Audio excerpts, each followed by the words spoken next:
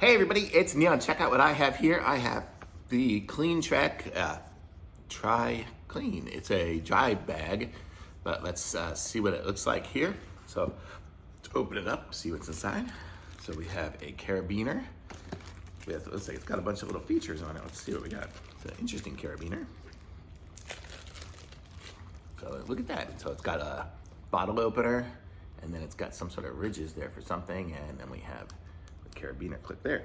So kind of cool. We have, that's it there, the container. We have the dry bag here. So let's see, it comes with a little mini compass on it. You can see that there. I don't know if I would necessarily rely on that for everything, but look at how nice and small it gets, and then it comes out to be big. So check it out, nice size dry bag.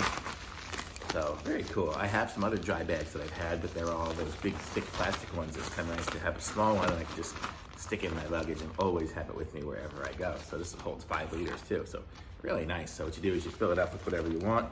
I'll put in the container from it, and then you roll it up a couple times, and then you clip it. And then that keeps it dry. See, it keeps the air in there. It's like a balloon.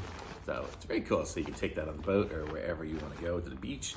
Keep all your valuables in there when you're getting wet. And if you need to clip it onto something, you've got the carabiner to clip it on. So super cool. So I like this little bag here. It's by Treklean. So that's the brand there. And I'll show you the box for it that came in. Here it is again. You guys saw it already, the little container. I might even keep it in there because it's kind of a nice little container to pack it in. But super cool. So I like this. Very nice. What's it say on the tag here? Anything? Yeah. Just says hand wash. So pretty cool. I like it. So thumbs up for me on this. Put a link to it in the description. Like this video, subscribe to my channel, and I'll be back with some more reviews soon.